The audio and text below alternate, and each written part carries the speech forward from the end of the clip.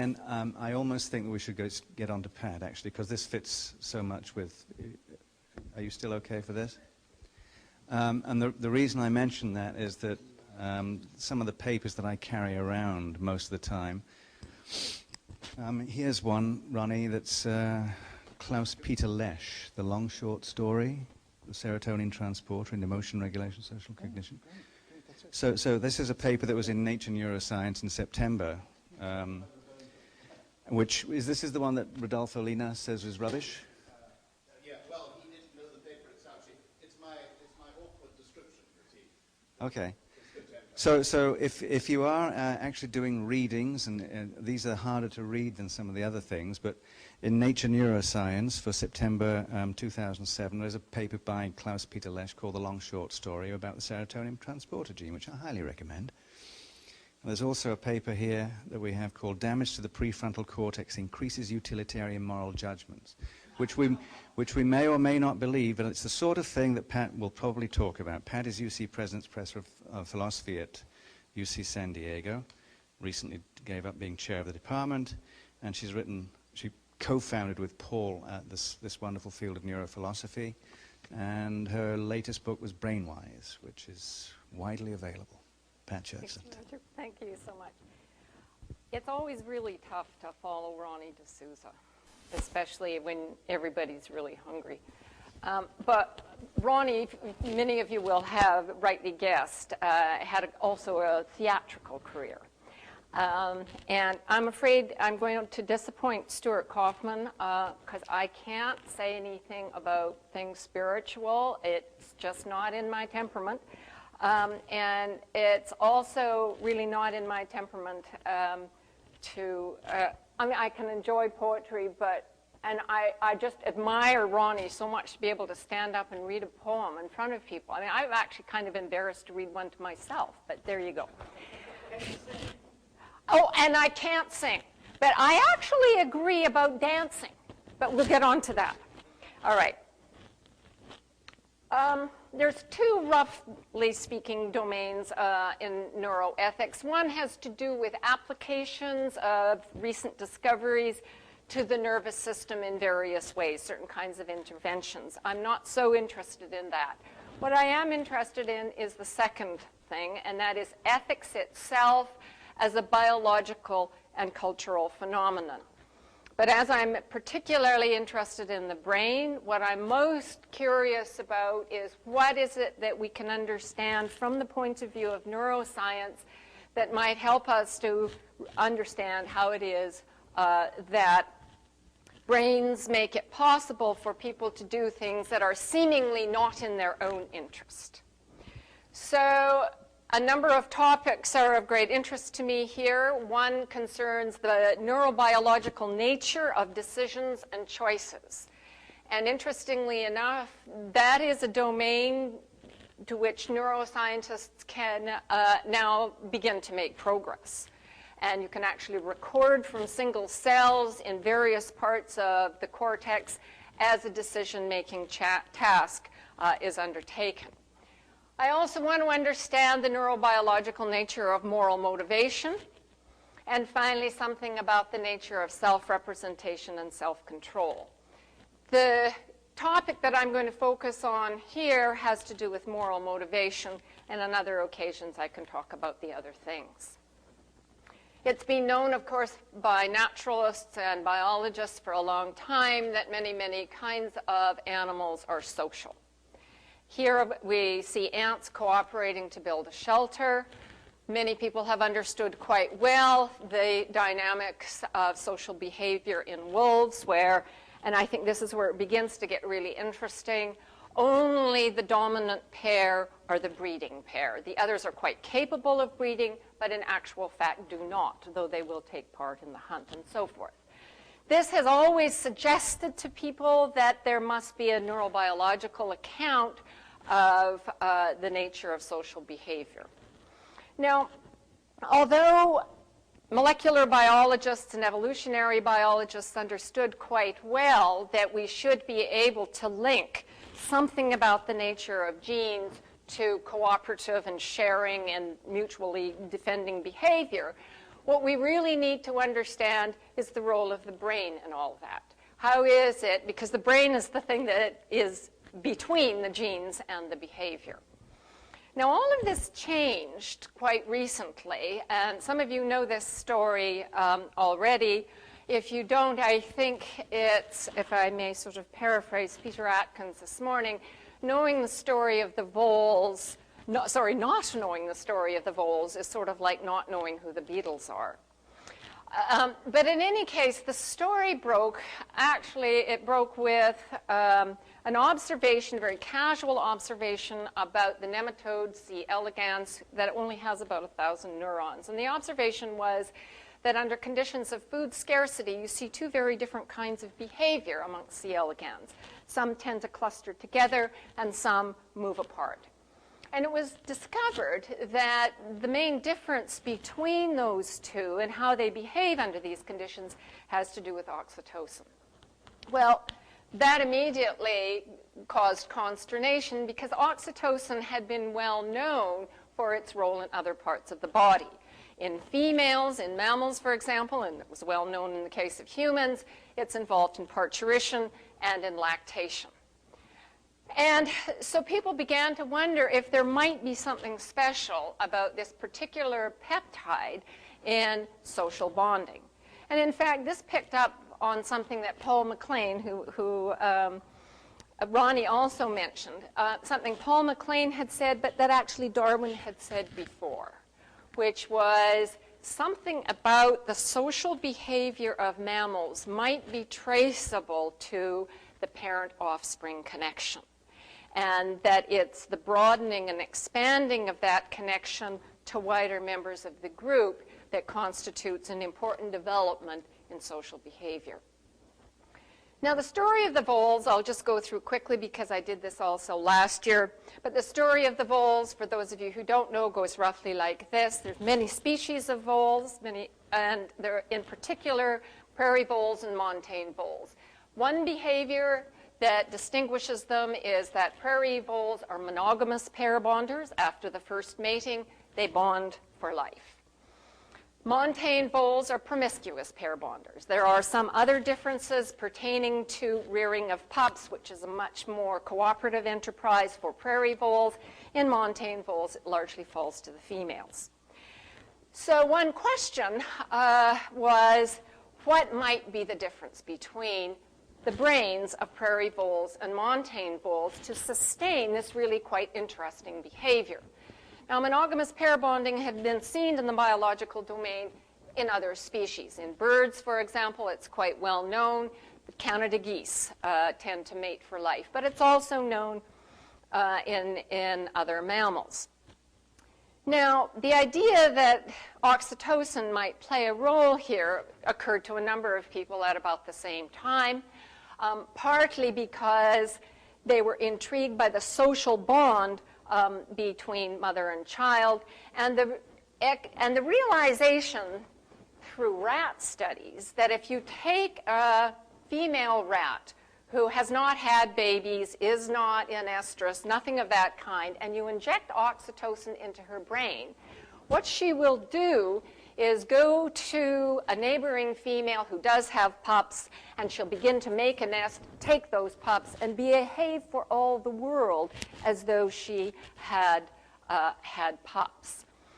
So the question was then, what might be the difference between prairie voles and montane voles? And I'll get quickly to the answer. And it depends on males, differences between males and females. So let me just say what in a very short story was the difference.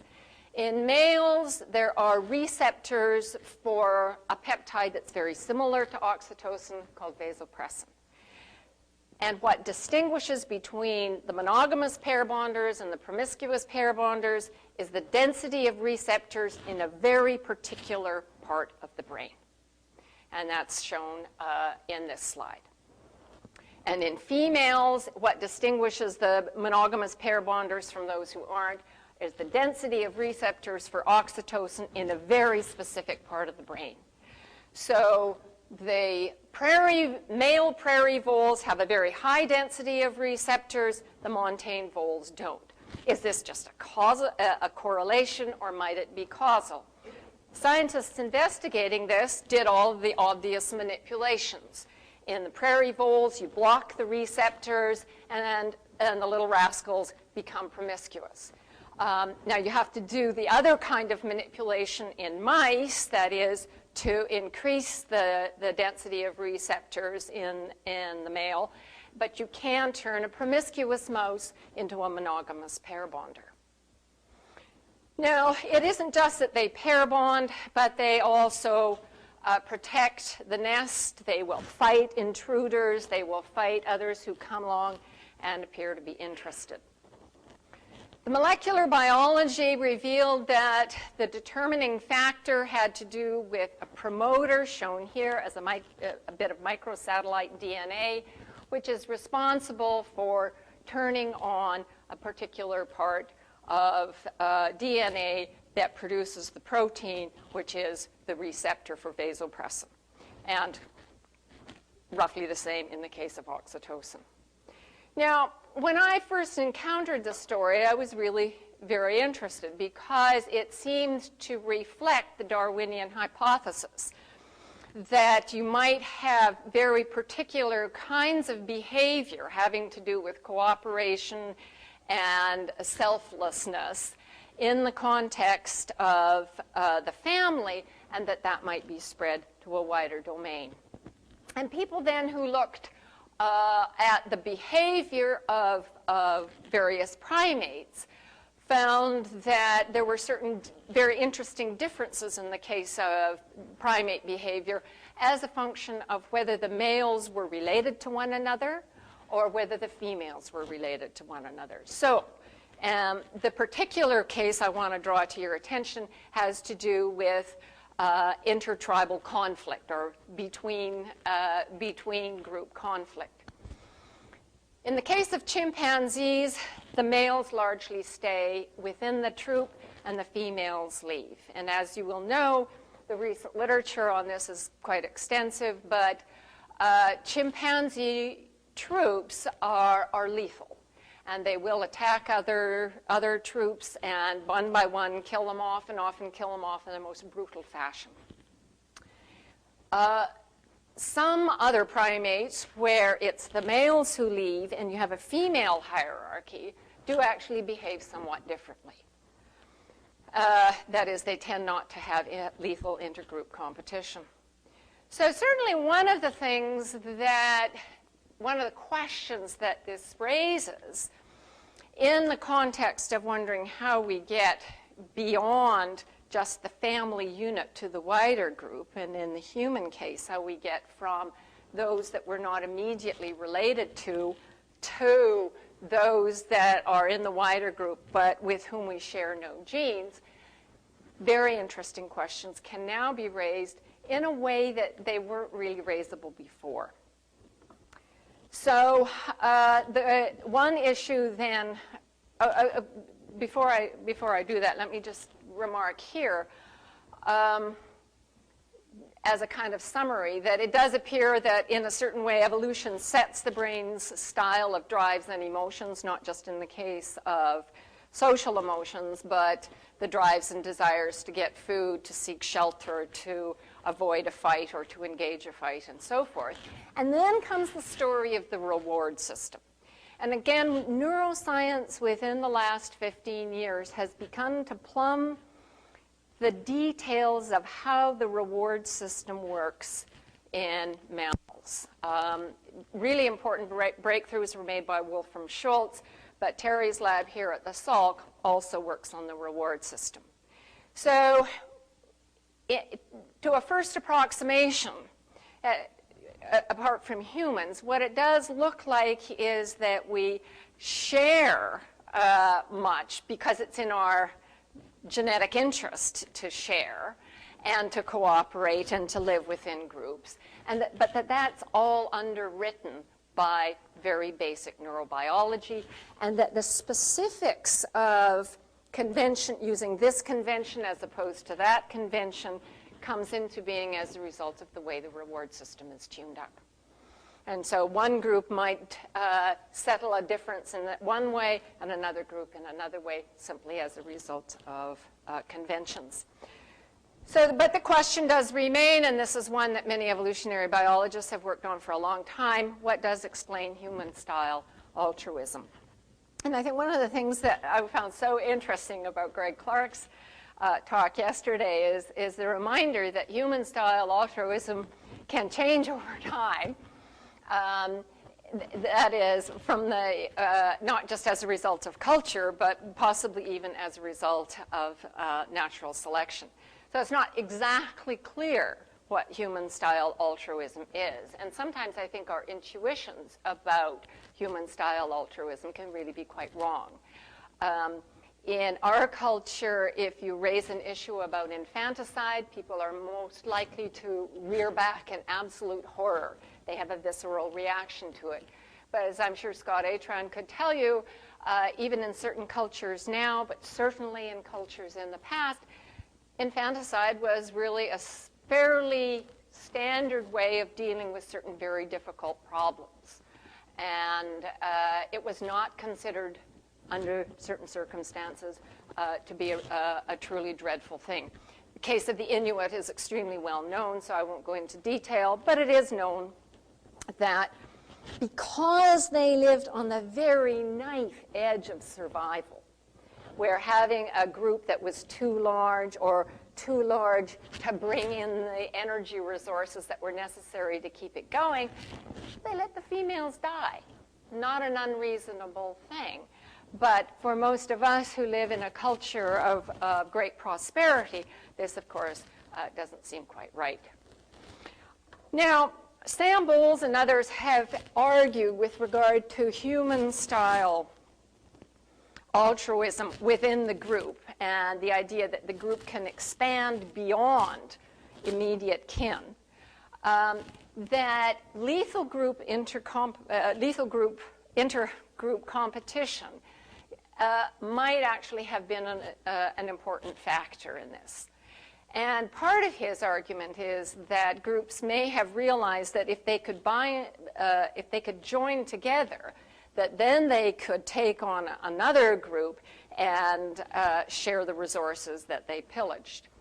Now, part of the difficulty with that has always been, so how do you allow people into the group? Because allowing them in, of course, could be a very dangerous thing. And one hypothesis that occurred to me it actually occurred to me in a very odd way.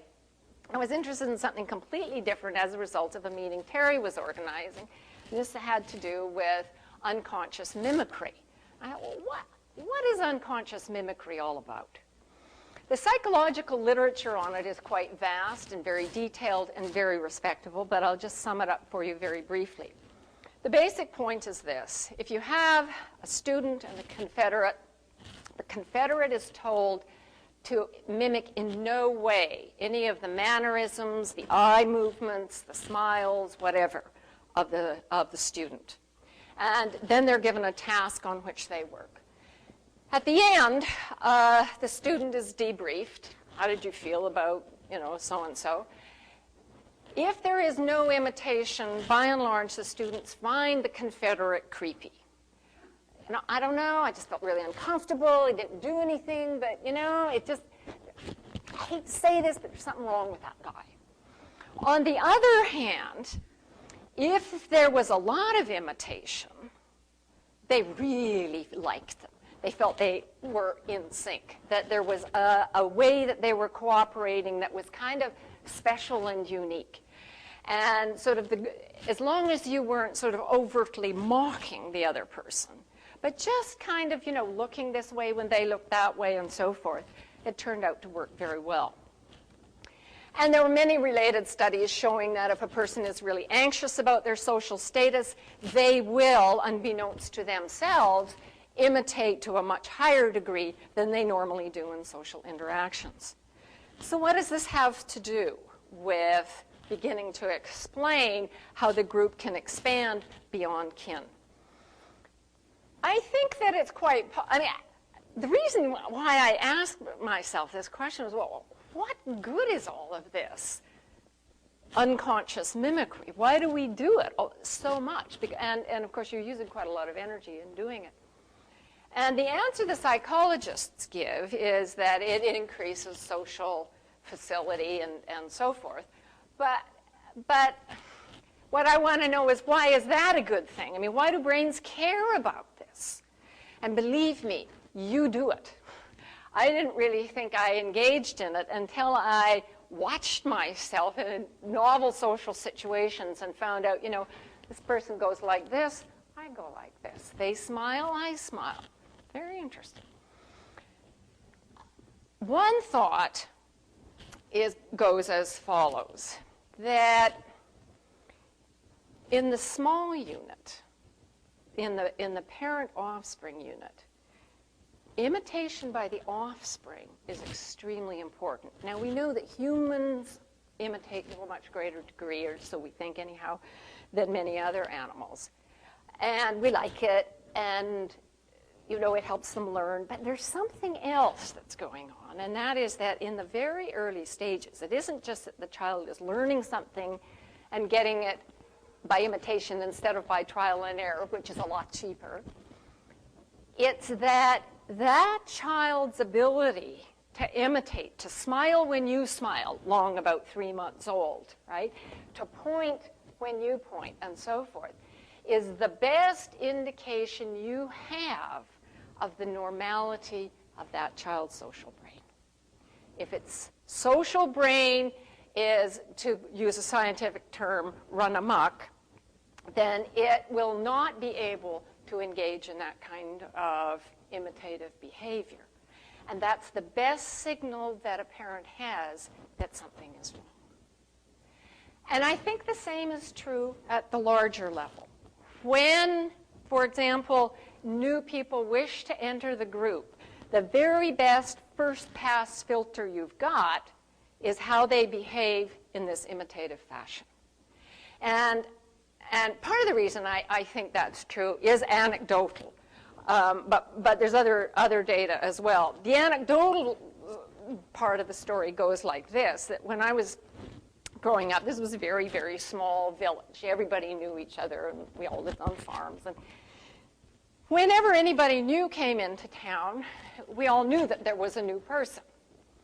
And they were sized up very quickly. And often the new people would come in because they would want to work on the farm for a while, and long enough in order to accumulate a nest egg or what have you.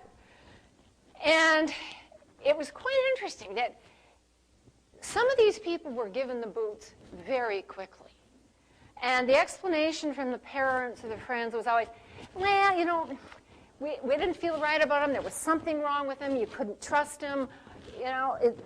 And of course, in a small village with no RCMP, no nothing, it's a huge cost, as it would be in the ancestral situation. It would be a huge cost to allow into the group somebody who turned out to have a social deficiency of a kind that was dangerous. So I think there are two parts to the story. I think Sam Bowles, although we hate that part of the story because we don't like to think that a major part of who we are is our having our ancestors engage in intergroup lethal competitions, but almost certainly that's part of the story. There's another part of the story that may or may not have to do with trade, and I think another part of it clearly has to do with how we interact with each other in these very subtle ways. Now, I'm going to end quickly with just a point about reasoning. I think one of the things that I'm really deeply puzzled about, and I know many psychologists and neuroscientists are too, and that is, what happened to my slides? Is what reasoning actually is. Now, of course, to a first approximation, we're taught, as we learn everything else, by being given examples of the good instance. This is to reason well. This person allowed heart over head, and see how how they, just ignore that for a moment. And so I really want to understand what it is when we're talking about reason in science. I want to understand what the psychological parameters are, and from the point of view of the brain, what that is. Now, if Rodolfo Linus were here, and I promised I'd imitate him for 3 minutes, he would say, look, and he's taught me so much about how to look at problems in neuroscience, but he would say this, look, don't look at the problem from the perspective of a highly complicated organism like a human playing chess. If you do that, you're going to get totally confused. Remind yourself that nervous systems, that the evolutionary platform for nervous systems is movement. It's not being able to count. It's being able to move in such a way as to survive, to succeed in what Paul MacLean called the 4 Fs: feeding, fleeing, fighting, and reproduction. And the sensory systems, and later the additions to the sensory systems, are in the pay of behavior. That's the only way you can get the thing to go, evolutionarily speaking. And consequently, when you look at cognition from that perspective, I think it kind of removes the temptation to think that there's emotion on the one hand and that there's reason on the other, and that these are two completely different things.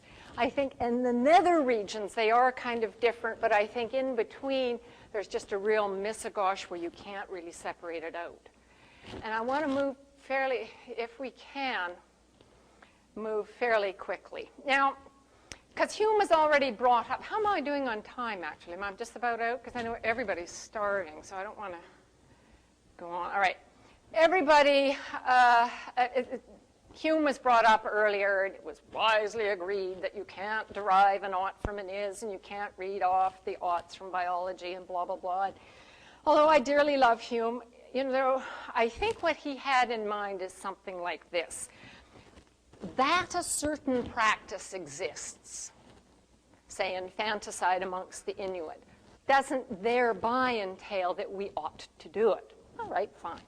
However, I think that that's all you can say about it.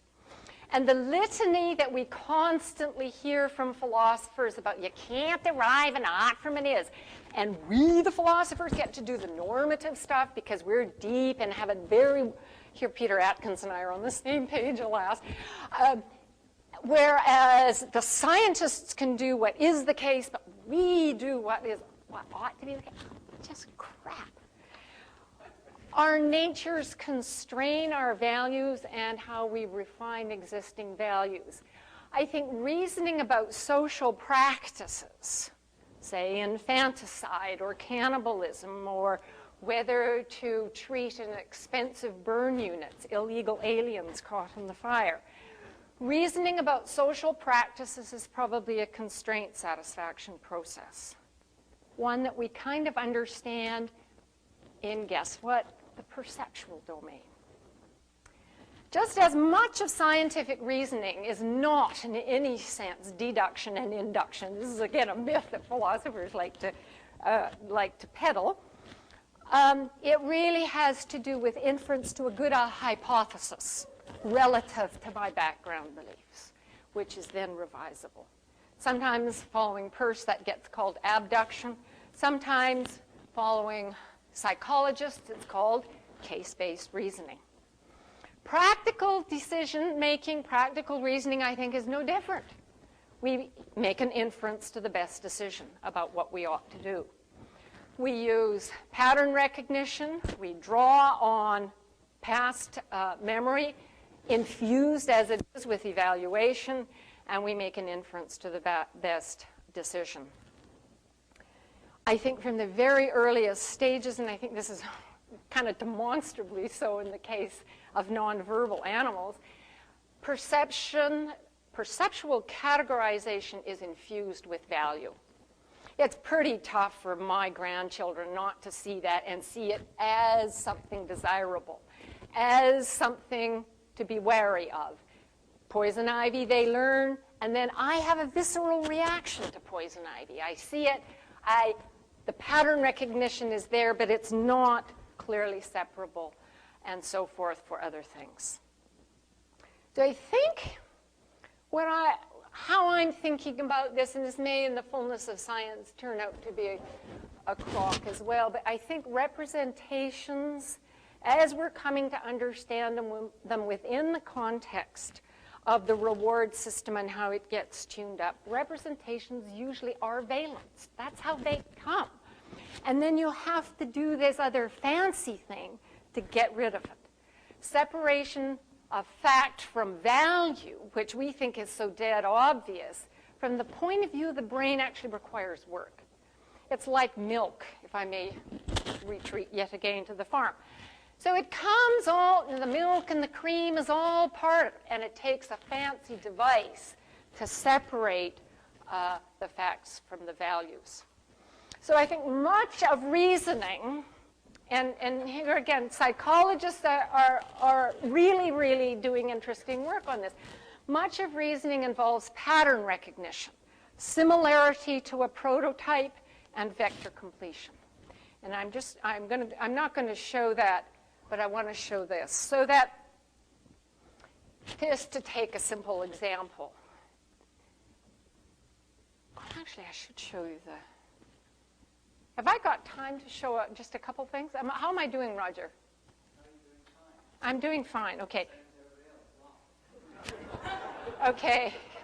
Okay, but there are data. Okay, so vector completion. Okay, can you roll it, or should I be rolling it, or what should I do? Okay, here we go.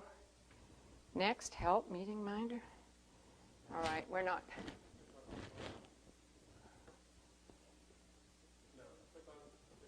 There we go. Okay, so you're actually getting very little. But the motion, brains, of course, love deltas. Look at the deltas in this. And we vector complete like crazy. And one of the great things that modelers have helped us understand, people in Terry's lab, that I know Jeff Hawkins and other people, is what vector completion looks like in brains and how it's possible for all that spontaneous activity in the brain to create these things. All right. So I'm going to argue that much of what we think of as reasoning is not classically deductive. It's not classically inductive. It's pattern recognition. And it's searching around for the right pattern. Is 9/11 similar to that, Pearl Harbor, or is it more similar to that? And sometimes the pattern recognition has to wait until we get more data. And I think that's kind of what reasoning is too. Sometimes you say, I don't know. Let's find out from Scott Atran what he thinks about the people who perpetrated the horror. And then that gives you a very different pattern to recognize vis-a-vis. Anyway, so the main moral of this story is that I think we've got an awful lot to learn about what reasoning actually is, but that my hunch, and here I think, Ronnie and I are probably in agreement that there's a lot that you can do, both from psychology and neuroscience, to get the real story and what reasoning is. But we've been sold this absolutely bizarre bill of goods, that what scientists mostly do is induction. I mean, it's just so amazingly false as a matter of observational fact. That isn't what's going on almost ever. In any case, I think these are really great, fun, interesting issues. I'm not very political, just as I'm not very poetic, but I do think that the brain and all its mysteries is just about the most fun there is. Thanks.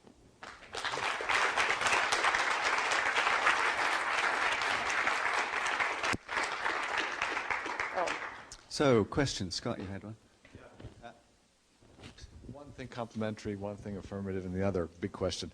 So you find that with groups like the French Foreign Legion, you can get a Waffen-SS with an Auschwitz survivor is co-common dance, and the way it's done is the people strip down completely naked, Right. and they go through a process of shaving, exercising, bonding, swaying, chanting songs, and in the end they look exactly identical. So that's a part of the mirroring Yeah, thing. no, it's really, really interesting. That's why I think dancing is really interesting. But another bonding mechanism is just displays of submission, baring your throat, bowing, and that you can bring perfect strangers in. But here's my problem. I find this happening all the time, but I also find that the internet, people are bonding precisely because they don't have to face this. They don't have to smell the other person if they're smokers or if they have bad body odor. Right. And women can enter chat rooms with mujahideen because they don't even have to show they're women. And they bond as fast and as profoundly as if they meet in real life and they never see each other. So how does that fit into your... Yeah. Yeah, well, I don't know about that. I guess, I mean, do they bond in the sense that, you know, they share things that are, you know, goods, that they do, yeah. Well, then, you know, I guess oxytocin can be released under unusual circumstances, you know. But I do think that lots of the rituals that we see in small groups, beating drums, dancing, and so forth, have a really, really important role in social bonding. I mean, the people who are at Woodstock dancing and swaying, those people are bonded for life. They do all kinds of things for one another. So there's a hypothesis popped into my head, which is probably wrong, but that piece of evidence suggests that a lot of these signals are actually negative ones.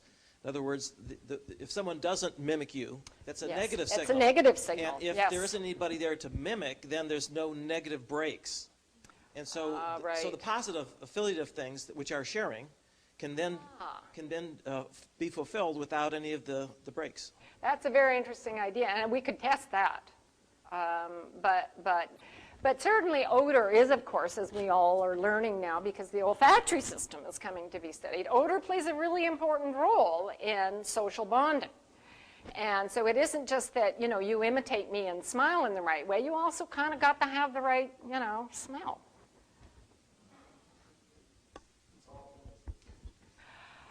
Lee? Well, yeah, up to a point. Up to a point. Well, actually, on that point, because Ron talked earlier about this, the gene that the serotonin transporter receptor gene. Yes.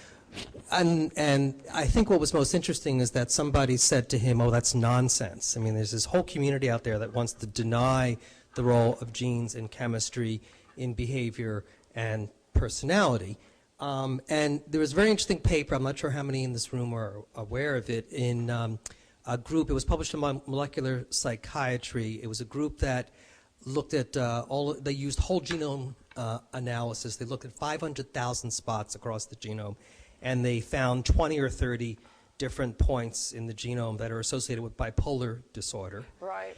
But the most interesting thing about that, which is going to cause us really to rethink what mental illness is all about, is that the alleles that lead to bipolar disorder are actually extremely common in the population without the disease. And it's only at a threshold level where you have the predisposition to bipolar, which suggests that, you know, a moderate number of these is actually an advantage. And it's only when you go over. So, you know, that's a very different view. Whatever it is, I guess we don't know yet what it is that the advantage is. I wonder how you would respond to that. Yeah, no, I mean, one of the things that's so interesting right now about molecular biology and psychiatric diseases is it isn't going to be at all like finding the disease for Huntington's. Right? It's not at all like that. And so it's going to be a sort of qualitative effect, but sort of a quantitative effect. And what is important, and I know there's neuroscientists here at UCSD and Salk who do this. I mean, it's the interplay between these things. So, yeah, you can have really low dopamine levels, but if it turns out you also have really high serotonin levels, you get through life okay, or vice versa. And so it's not exactly like Mother Nature knows how to make you compensate. I mean, it's just that the other guys didn't come down to quote Morgan Besser yesterday. But it really is that there's different ways. In my in control talk, I make the point there's different ways of being in control, and some of them have to do with this serotonin transporter and that serotonin transporter and this part of the amygdala and so forth. Well, and maybe you could mention Terry Moffat's work at this point, just very briefly. Yeah. Well, and then of course there's the role of the environment, and as you know only too well, the gene-environment interaction. So in the Terry Moffat, Caspi and blah, blah, blah, blah, Moffat work, it was related to what Ronnie was talking about, and namely that there was an enzyme, monoamine oxidase A, that was missing. There is a variant of monoamine oxidase A transporter gene. And as a result of that, there was a subpopulation of males, because it's carried on the X chromosome, and if you've got 2 X's, you're going to be okay, carried on the X chromosome. And how this translated into behavior was what we might call these lads were out of control in aggression. And so they would respond very aggressively to almost nothing, but and they were in and out of the criminal justice system. So this was a beautiful longitudinal study of the kind that, you know, you just die for. So they followed this huge group of males from birth until they were well into their 30s. And this subpopulation had both the behavior and they had the genetic variant. But here's the interesting part, was that some had the genetic variant and didn't show the behavior. And it turned out what made the difference was the environment. So if you carried the variant for MAOA and you had an abusive upbringing, the probability of your being, so to speak, a nutter was extremely high. But if you carried the gene and you had a loving upbringing, then the probability was not too much different from the probability of those who didn't have the variant. So it was this really, really interesting example of a very specific gene and a very specific kind of environmental stressor that resulted in the behavior. And then the behavior relates to what Ronnie said, because MAOA regulates serotonin uptake. And of course, we know serotonin's all over the place for all kinds of important things, and if you don't have good amounts of it, then you're hosed. So. I just want a real quick follow-up to that, which is that, I mean, the monoamine oxidase story, it's interesting because it shows a direct effect between gene and behavior. It's an extremely rare mutation, probably has no positive. It knocks out the gene. Okay, it's only in the Netherlands, I think, is where they found it. But no, they okay. But New Zealand, the common diseases like bipolar and schizophrenia may be more like the sickle cell story, where the sickle cell kids are natural selection sacrifice for the advantage of having one allele which provides protection against malaria. And, you know, says Mother Nature's a nasty bitch, doesn't give a damn about the individuals, throws off the bipolar because there's some advantage of having a lower dose. People, I mean, people and think we're going to find out what about that is. schizophrenia as well, because it turns out that there's very different genes involved, whether you belong to the Swedish family who was analyzed, or whether you belong to the Welsh family who was analyzed, or the Icelandic family who was analyzed. And this has prompted people to say, having, you know, some variant of some of these genes, like, you know, a short promoter in certain places might actually do you some good. But sure, but nobody knows what the answer to that question is at this point. Huh? Won't be long. Yeah. Well, you're the molecular biologist.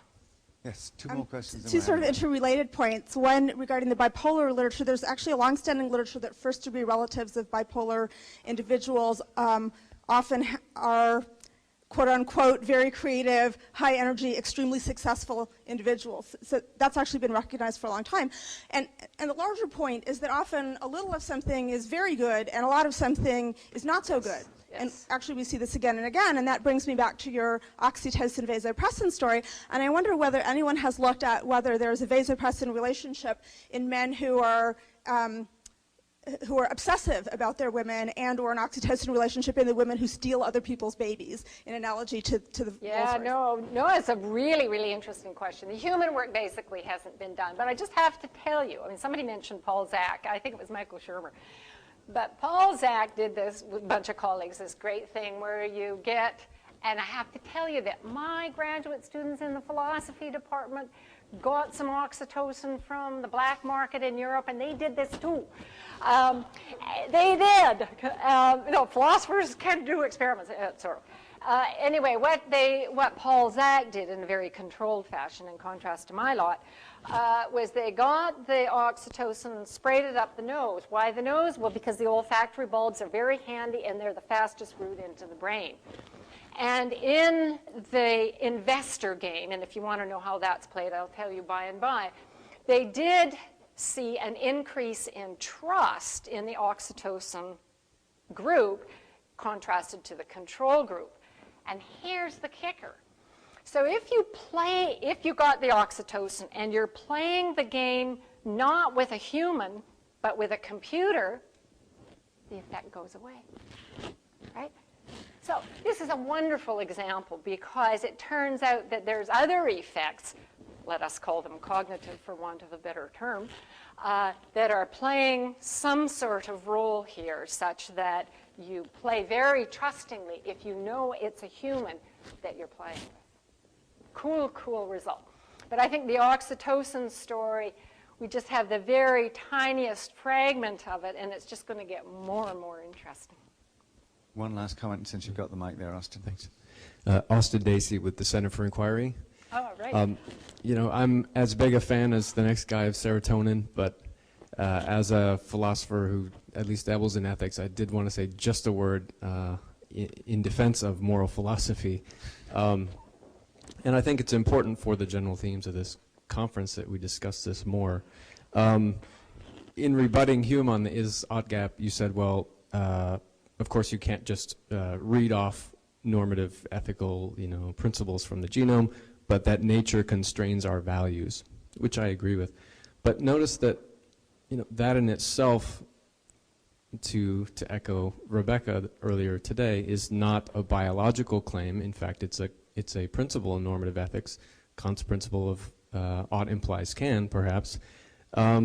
And we can ask questions about that. What kind of can is it? The principle says if it is the case that you ought to be able to do something, then it must be the case that you're capable of doing it. Well, psychologically capable, with how much effort. And there's a further point. Even if it turned out that the state were impossible for me, it doesn't follow from biology that it's not a proper ideal for me. There are many states, for example, perfect virtue or perfect health, that are impossible for me to attain, yet nevertheless can regulate my behavior in good ways by asymptotically approaching them. I don't know what the answers to those questions are, but all I wanted to say is that no number of prairie voles is going to answer it for us. Look, I mean, there's obviously normative issues. Should we pay for these illegal aliens who cost $5,000 a day in the burn unit at UCSD? I mean, sure. And consulting my gut actually doesn't tell me very much. And so, although I don't think that reason as it's characterized by philosophers helps very much either. What probably does is exposing yourself to, so to speak, to other points of view, and then somehow the brain, a constraint satisfaction process is put into place, and you come to a decision. I mean, let me just put it in the simplest possible way, which I'll pretend not to believe, but actually do. Francis Crick and I used to talk about morals quite a lot because he thought of it also as a biological phenomenon. And he used to say, look, there's really just two parts to the story. One is the biology, and the other is the politics. And what the politics is a real missagosh. It involves power struggles. It involves particular historical conditions. It involves how you happen to have your reward system tuned up by whoever it was. It depends on whether you go to UCSD philosophy department or the Princeton philosophy department. It depends on all kinds of stuff. And it really does involve, in many instances, negotiation. And we like to think that, no, we're reasoning our way to the right answer. Or else, if you're a certain group of biologists, you like to say, no, it's my gut who is leading me to the right answer. I don't know what it is, but I know it isn't a simple reasoning matter, that it does somehow involve this very complex interpersonal business, and that things like the emergence of a very powerful person make a big difference to what people think is right or not, that particular conditions have a big effect on it, and so forth. So I am deeply skeptical of the idea of the program that dominated philosophy from Kant onwards, which was to find the rule, that rule which had no exceptions, which governed all morally correct behavior. And I mean, I really tried to make that work. And I have to say, at the end of the day, nuts. It isn't like that. And if anybody had anything close to the right story, it was Aristotle, who was under no illusions about the idea that there would be universal rules that would be divined by the normatively skilled. He saw life as kind of a mess, and politics as a business, and you do the best you can. And it sounds boring, but I kind of think that's what the politics part of moral philosophy actually, I mean, if you look at it realistically, I think that's what it is. But I realize most moral philosophers think I'm a complete cretin. Just a very quick follow-up. Yes. I don't think you're a cretin. I agree with you about Kant and the principle, but what you've just made is a point about moral psychology, the way that people actually do reason. Sure. But I was raising a question about the relationship between the empirical psychology and the empirical sciences more generally and moral philosophy. Well, Ronnie D'Souza has famously said in his book, Why Think, that what we value is what we care about. And the facts of the matter are that what we care about is not independent of what our genes programmed us to value. I'm sure that when I met Paul, I had this flood of oxytocin, and we are bound, right? And when I had my children, I mean, it's not like I reasoned about it. I didn't, say, I think I'm going to value this guy because, he's, I don't know. It isn't like that. Well, I was going to ask Ronnie if he wanted to say something, but he said that he said he was happy. So I would not wish to disturb that eudaimonic state at all. So a great talk, and can we thank Pat for the talk?